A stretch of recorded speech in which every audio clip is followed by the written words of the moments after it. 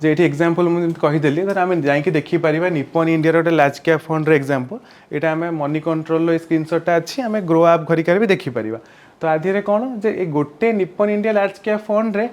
59 stock अच्छी तमें आम आधे धर 100 टଙ୍କା लगाऊँ से 100 टଙ୍କା डिवाइड होकर 59 स्टॉक को आम किणवा तमें 59 स्टॉक आम किणिलु तमें आम डाइवर्सिफिकेशन बहुत भलसे है काली को जब आ भितर गोटे एच बैंक थी एच बैंकटा आगुरी आधे जमती थी कहीं गोटे बहुत बड़ा कंपनी थी से एच बैंकटा जितेबाला पूरा लॉस होगला ताने ये फंड मैनेजर भी बहुत पैसा लॉस हो जाइए किंतु कौन कि देखा तार वेटेजटा मात्र 2% कि 1% थी ताने 100 टଙ୍କା जब टाटा गोटे फंड पूरा भी गोटे स्टॉक रे नष्ट होगला ताने किसी इफेक्ट पड़ोनी कि जदि से कौन हम HDFC बैंक जो 9% वेटेज अच्छी आईटा स्टॉकटा 90% डाउन हो